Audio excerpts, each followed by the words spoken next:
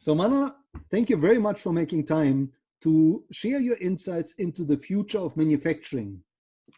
But before we go into the future, can you tell us a little bit about your own backgrounds?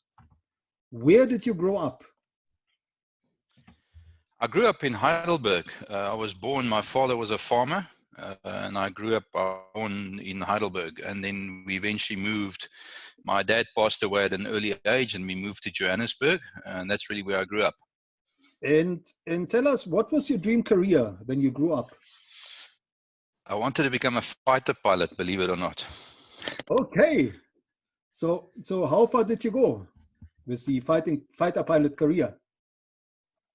Well, you obviously, it's like kids wanting to become a fireman or a policeman.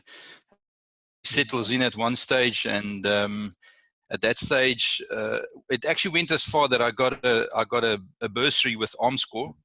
Yeah. Atlas, it was then Atlas Aircraft Corporation those days, but actually as an engineer. So not as a trainee pilot in training, but as an engineer. Yeah. And that's the furthest it got. I got to sit in Mirage seats and Cheetah seats, but that's the furthest I went. Okay. Well, can you tell us who inspired you in your early days?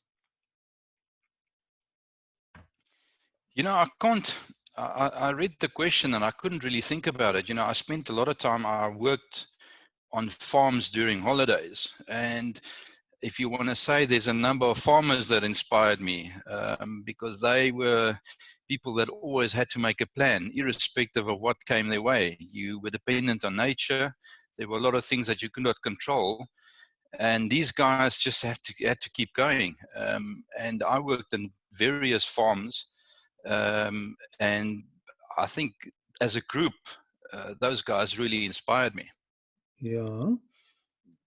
And Manna, I believe you studied mechanical engineering at UNISA. That's no, at the University of Pretoria. Okay. And so I was at, so I was at Tukkie. Okay. So what's your best memory from your mechanical engineering studies? You know, we actually went to a big gathering the other day at the place that we used to stay, and the people started making jokes about what we did as students. Yeah. And I realized actually that we missed a lot of the student life, because when you study engineering, you have to keep your nose on the grinding stone day in and day out. But my best memories were really our travels.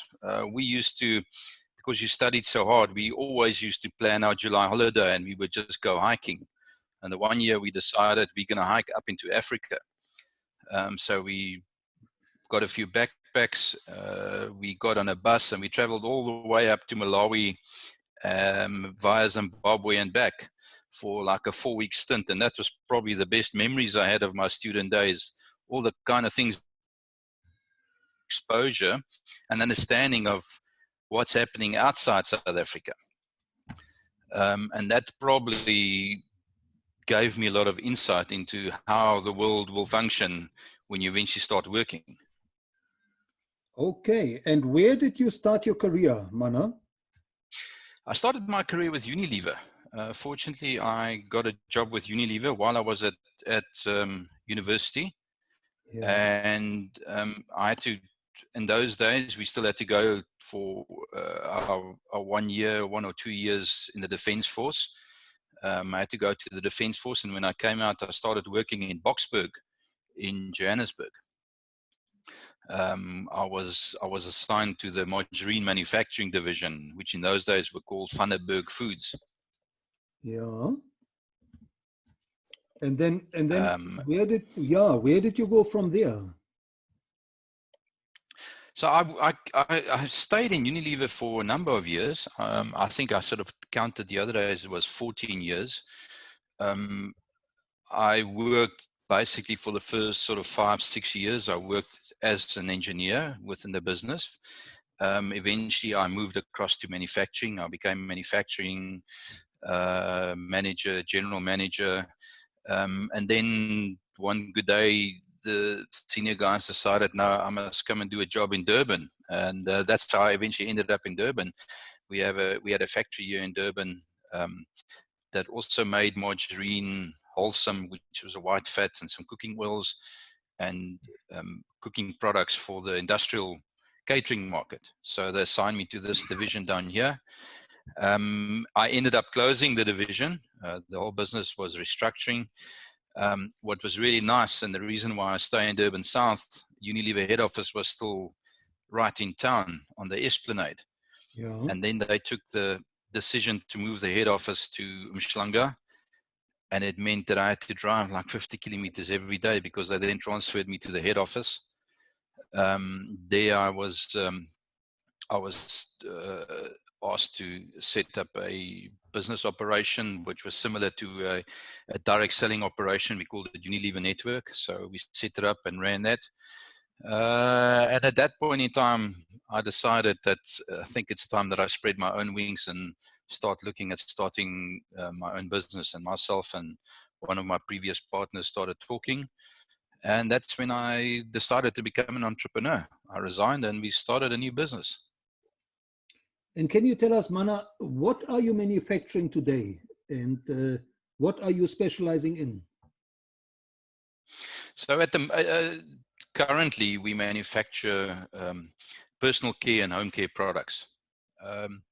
One of my latest ventures, I bought into a brand, a toiletry brand called Good Stuff, with my partners. I set up the whole logistics manufacturing operation on a greenfield scenario. So for the last 5 years, we've been manufacturing and supplying Good Stuff products to Dis-Chem and Pick n Pay. We also manufacture some home care products, detergent-based dishwashing liquids, and we export those products to various countries in Southern Africa. So your market is basically Southern Africa, is that right? The biggest part, our biggest market is Southern Africa at this point in time. Yes, 2 major retail groups as our market. And Manna, looking back over your career, would you say there was a major turning point? Yeah, I would probably say, if you want to call it a turning point, with my very first venture with my partner, I actually decided to leave the business. I sold out my shares, and you can call that a turning point because it brings a different realization for an entrepreneur. You know, you always see people in other countries or entrepreneurs in other countries. You read about them and you read that that's like their 4th or 5th venture, and you wonder, how the hell do these guys do it? And that was a turning point, because you realize when you have your own business that you can actually start again. You can stop and start again. When you do it the second time, you actually do it better. The third time, even better than what you did the previous time. You learn as you go along. And that was probably the turning point where I realized, look, you're not dependent on one particular thing. You can actually do anything. And you can set up and start a business from scratch. And that people believe in you once you start developing some credentials. If I say people, your sponsors like the banks, when you now approach them, they actually listen to you and they know that you are serious in what you're planning to do. And Manna, what is driving you today? You know, it's quite an interesting question. I think there's a number of things that drives me, and I've always said to a lot of people, when you sit back and you work in your own business, you realize that you are responsible for the lives of many people. I think the statistics in South Africa is that one person, and I'm not sure I'm speaking under correction, is responsible for about 8 to 14 people that they need to feed and look after. So if you have 50 people employed in your business, you've got a hell of a responsibility, not only towards yourself, but towards these people as well. And that keeps you awake. Not if I say driving, it keeps you awake. And then the opportunity to grow. I'm the ever optimist. I think that South Africa's got great potential. I've seen it many years ago. You see companies that are now major international companies that started as small South African businesses.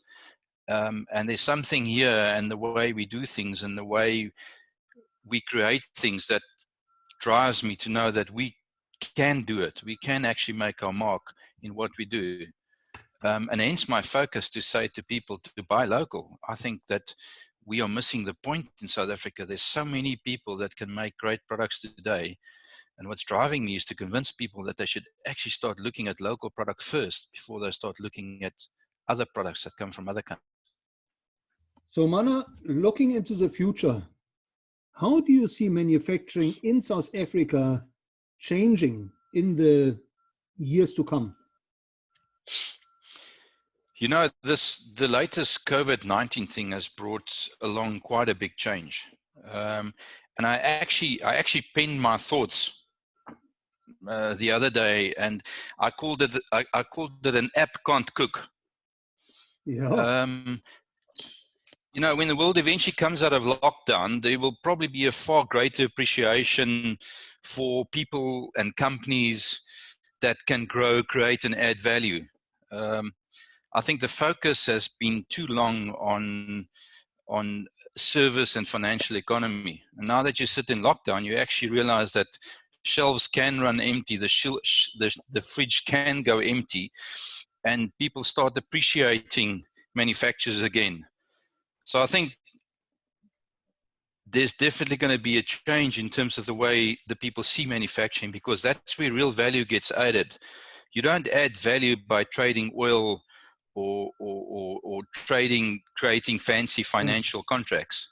You add value by making things. And I think what's the turning point for us and the future for South African manufacturers is that people have realized that that the people making things, fixing things, actually do add value. Manufacturers for too long have been working behind the scenes. I mean, what we do is we optimize supply chains. We make sure the shelves in the shops are full. We make sure things work. And the average Joe on the street just generally accept it. What always amazed me when I invite people to the plant and they walk in and they see how we do things, the first comment they make is, wow, we never knew it was so complex to make this product. We just walk into the store and we buy it, not knowing how much effort goes into actually getting it on shelf. And I think for the first time now, in terms of the future of manufacturing in South Africa, there's a far greater appreciation for manufacturers and people that can creatively make things. So I think it's definitely a turning point. I think in terms of finance, in terms of financing support, there will be a far greater shift towards manufacturing companies, because that's where real economic growth will start. Those are the good manufacturing countries will be the first out of the starting blocks after the lockdown ends. Right. And Manna, what is it that you've learned from your own journey? And I'm talking about qualities and skills that are most important, that you consider most important for building future leaders in manufacturing.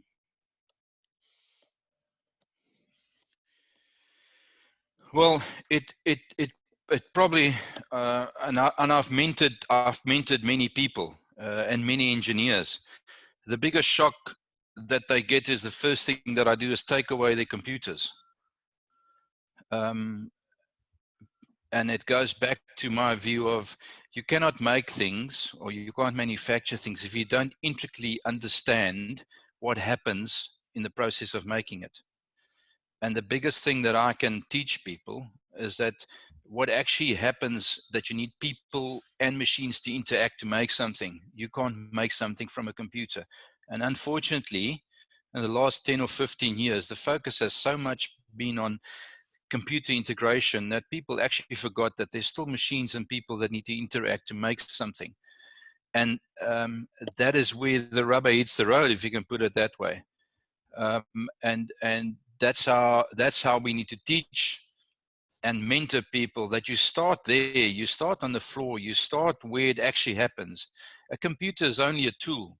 You have to build skill sets that will help you. And part of the skill set is understanding how people and machines integrate, how people respond to machines, and what actually happens on the floor. I think sometimes many of our manufacturing leaders are too too far separated from what actually happens where things get put together in terms of manufacturing. So yeah, that's the most important thing I think you can consider at this point in time. Give an engineer a toolbox for a while. He must learn. But when he actually starts working with a technical team, he's got a far better understanding how people view things. So yeah, that's probably the biggest learning that I've got from my journey so far. And Manna, can you share with us, what are the biggest challenges you have encountered in your own manufacturing career that future leaders should actually keep in mind? You know, there's been many challenges. You know, I say to people, the older they get, the harder you work. It's Yes. quite funny because at the peak of 2008, I say that to many people, at the peak of 2008, it was easy to make and sell something. Yeah. The problem with our manufacturers, we can make things. We are designed and we are wired to make things. Unfortunately, we do not know how to market things. So you can make the smartest thing, but you really struggle to sell it. And that's been one of the biggest challenges that I see for all manufacturers. We're all very smart in building a plant, making things, but if you are not able to actually get somebody to buy it, where there's a need for it, you're going to fail. So that's probably the thing that many of the manufacturers forget. There's lots of funding to put up factories and plants and all kinds of things from various government institutions. But the biggest question and many of the failures are not a result of the manufacturer not able to manufacture.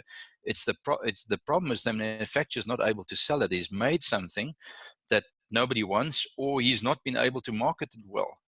And that's the biggest challenge that us as manufacturers, and I would call it probably manufacturing engineers have, entrepreneurs, they need to sell the product. So yes, I think the major focus first should be trying to sell something and then start making it. Now, that brings us to the new skills that are required for future leaders in manufacturing. Manna, if you were to design a curriculum for future leaders in the manufacturing industry, what are some of the new skills you would want to factor in? You know, when I read this thing, you made the comment on new skills. I thought, wow, you know, are there really new skills?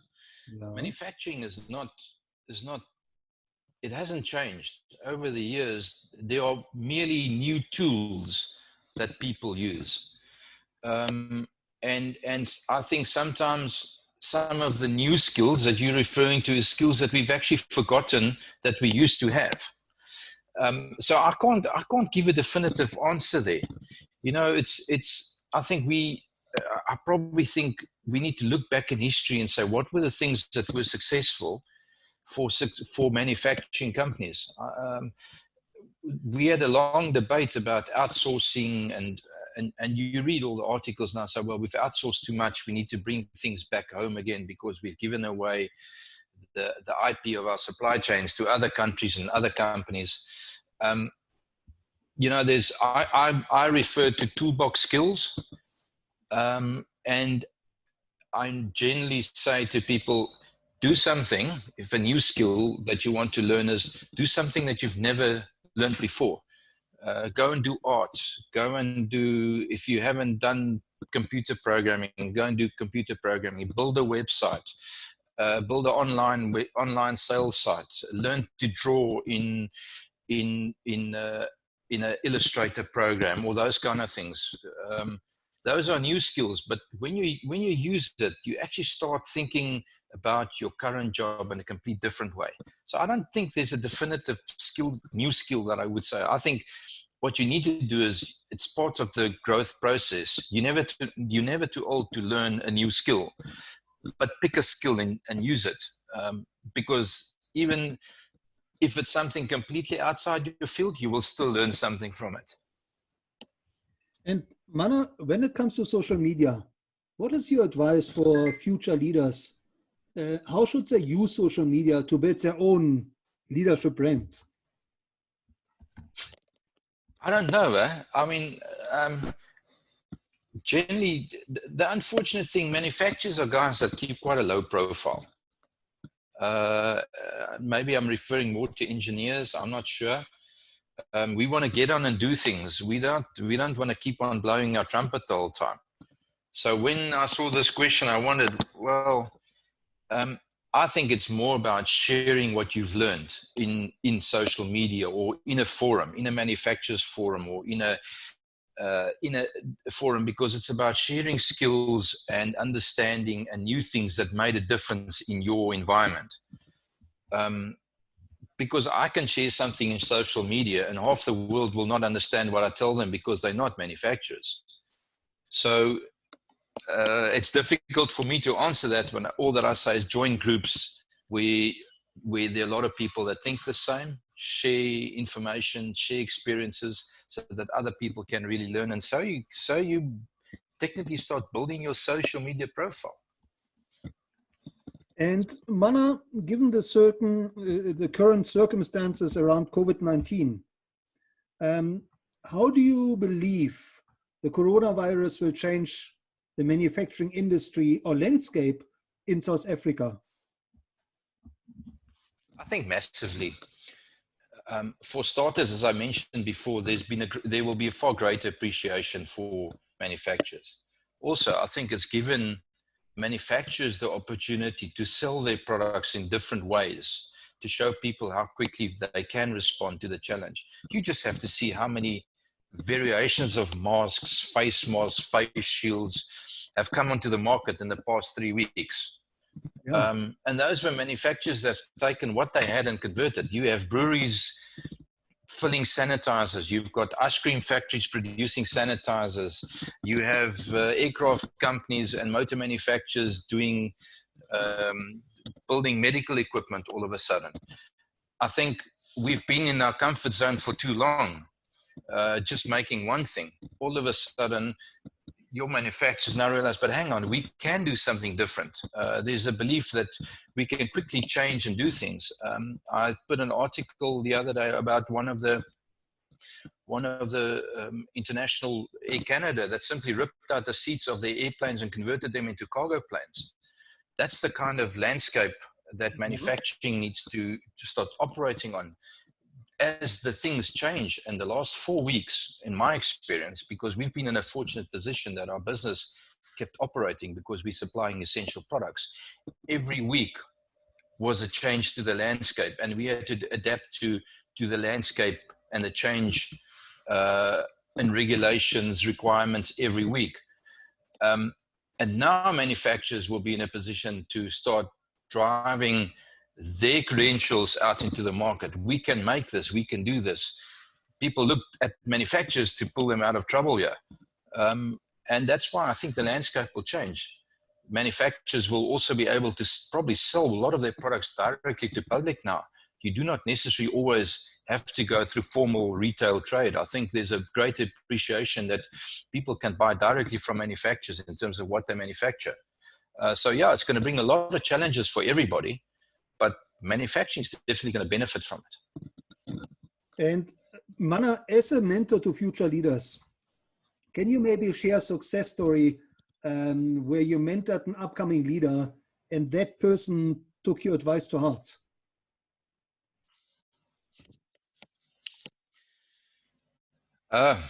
Yeah. You know, you probably it's a difficult one. There's two stories. There's the good stories and there's the bad stories. Yeah. Let's start with the bad story.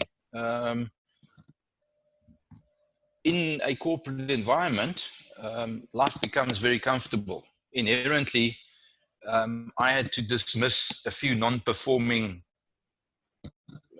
employees. Many years later, and it was for poor performance. Many years later, I bumped into this particular chap, and he just gave me one big hug. He said to me, "You know what's the best thing ever happened to me? The day you fired me." And I looked at him and said, "You know," then I realized actually what it's all about, that you have to perform, you have to work. And he's now a very successful businessman.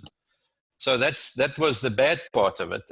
Then there's a number of, and I've probably lost track of my previous engineers and manufacturing managers that I train and develop. And many of them work in very senior positions in big companies. And many of them, the one chap, when he started working for me as a young engineer, he walked into my office one morning.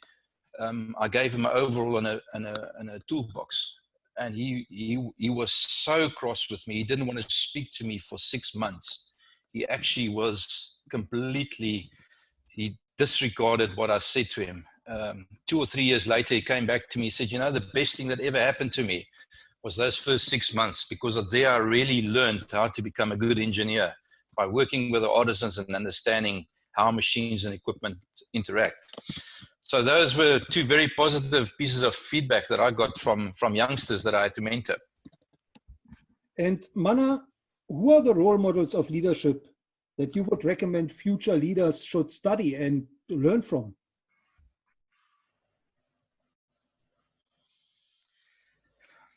Yeah, that again for me is a very difficult one. But there's probably one person that stands out, and if you look around my office, it's old Steve Jobs.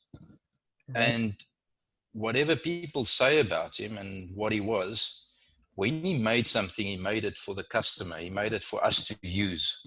And I think many times manufacturers forget about the end product must be a product that must be a pleasure to use. And he had a way to see things that in future will be made in such a way that people will find it pleasurable to use. And that's why I'll probably look at that insight that he's delivered for me to say that all these electronic goods lying on your desk is there for you. It's actually a pleasure to use it. And I think that's what the manufacturing leaders need to look at into the future. In terms of whatever they create, whatever they manufacture, they mustn't manufacture to what they think it should be. They must manufacture to what the consumer think they want and satisfy their requirements. And Manna, how can our listeners connect with you, and where should they follow you? Well, they can connect to me on LinkedIn. I do have a LinkedIn profile. Right. Generally, I don't have a personal website. I think that's probably the best area to connect to me. And message me from there, ask me questions, happy to share ideas. I have quite a lot of people that send me messages quite often. I generally do respond. I don't look at my LinkedIn page every day, but when I get the message, I do respond. And last but not least, Manna, is there one piece of advice that you would like to convey to future leaders in manufacturing that they should implement in their own life and in their own business?